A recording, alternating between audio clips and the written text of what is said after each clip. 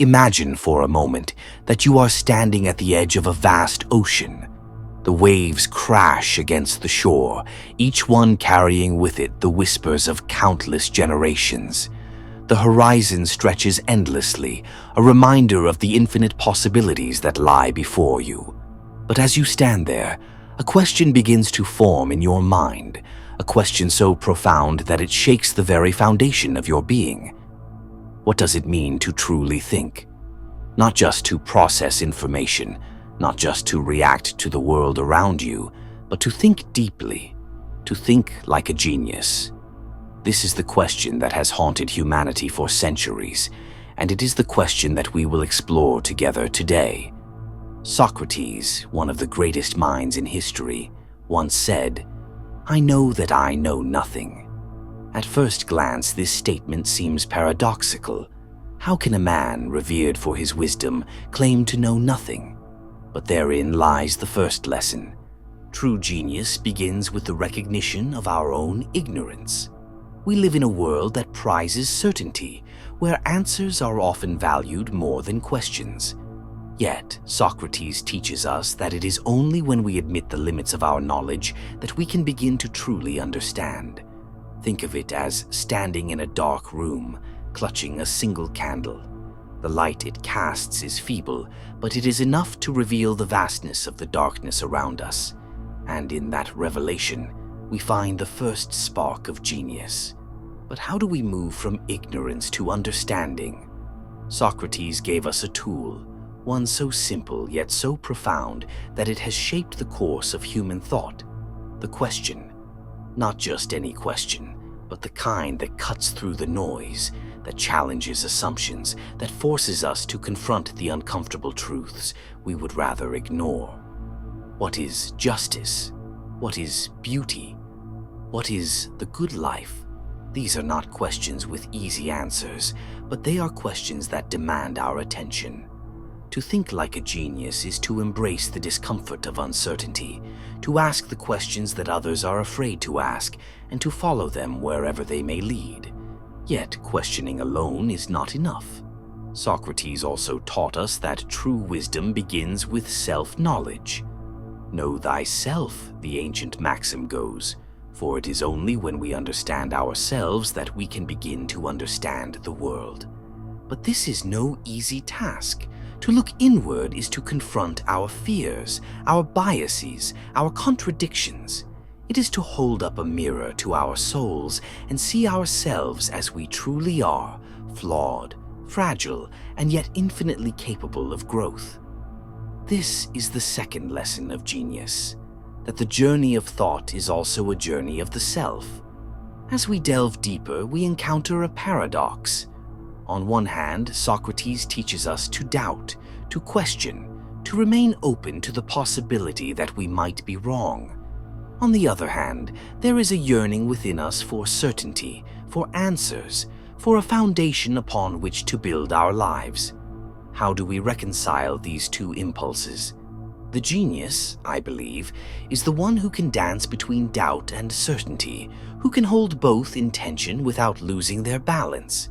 It is not about finding the perfect answer, but about embracing the process of seeking, for it is in the seeking that we find meaning. But thinking like a genius is not a solitary endeavor.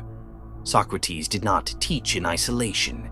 He engaged in dialogue, in conversation, in the exchange of ideas.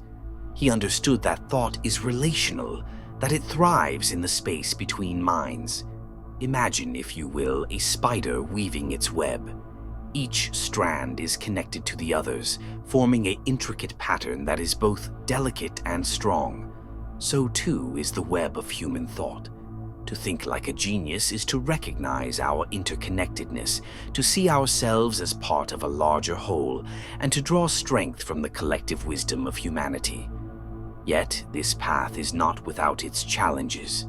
To think like a genius is to challenge the status quo, to question the authorities, to risk being misunderstood or even persecuted. Socrates himself paid the ultimate price for his commitment to truth, drinking hemlock rather than renouncing his beliefs.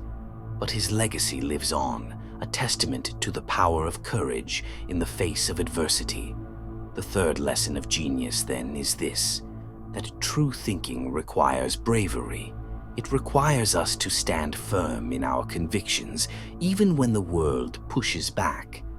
As we near the end of our journey, let us pause to consider the beauty of the unknown. For it is in the unknown that possibility resides. Socrates did not claim to have all the answers, but he reveled in the mystery of existence. He saw the world as a place of wonder, a place where every question opened the door to new discoveries. To think like a genius is to embrace this sense of wonder, to see the world not as a puzzle to be solved, but as a mystery to be explored. As we near the end of our journey, let us pause to consider the beauty of the unknown. For it is in the unknown that possibility resides. Socrates did not claim to have all the answers, but he reveled in the mystery of existence. He saw the world as a place of wonder, a place where every question opened the door to new discoveries. To think like a genius is to embrace this sense of wonder, to see the world not as a puzzle to be solved, but as a mystery to be explored. And what of the impact of our thoughts? Socrates believed that the unexamined life is not worth living, but I would add that the unshared thought is not worth thinking. For our ideas have the power to ripple out into the world, to inspire, to challenge, to transform. Think of the stone dropped into a still pond, the circles spreading ever outward, touching everything in their path. So too do our thoughts have the power to change the world. The fourth lesson of genius is this: that our thinking is not just for ourselves, but for the betterment of all. And so, as we come to the end of our journey, I leave you with this final thought. To think like a genius is not about having a high IQ or a prodigious memory. It is about curiosity, courage, and connection. It is about asking the hard questions, seeking the truth, and sharing what we find with others. It is about recognizing our own ignorance, embracing the unknown, and daring to challenge the status quo. Socrates once said, "Wisdom begins in wonder." Let us then be wise. Let us wonder. Let us think. And let us together change the world. But this is not just a call to intellectual action. It is a call to live differently. To think like a genius is to live with intention, to approach each day as an opportunity to learn, to grow, to question. It is to see every interaction as a chance to connect, to inspire, to be inspired. It is to understand that our thoughts are not just abstract concepts, but the seeds of our actions, the blueprints of our lives. Imagine for a moment the world we could create if each of us embraced this way of thinking. A world where curiosity is valued over conformity, where courage is celebrated over complacency, where connection is prioritized over division. A world where we are not afraid to admit what we do not know, where we are eager to learn from one another, where we are united in our pursuit of truth. This is the legacy of Socrates. This is the promise of genius. And this is the challenge that lies before us. Will you take up the mantle? Will you dare to think deeply, to question boldly, to live authentically?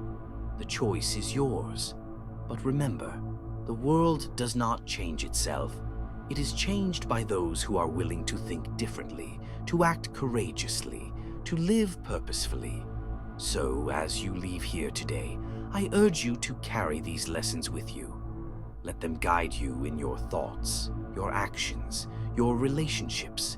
Let them remind you that you are capable of more than you know, that you are part of something greater than yourself, that you have the power to make a difference.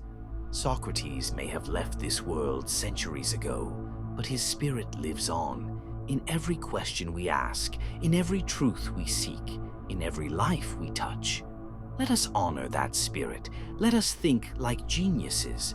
Let us live with wonder. And let us together create a world worthy of our highest aspirations. But let us also remember that this journey is not a solitary one. It is a collective endeavor, a shared pursuit of understanding and growth.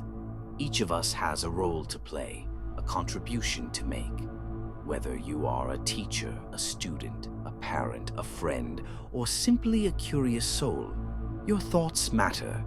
Your questions matter. Your voice matters. So I challenge you.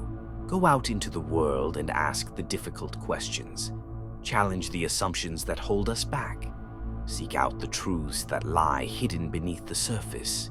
And most importantly, share what you discover.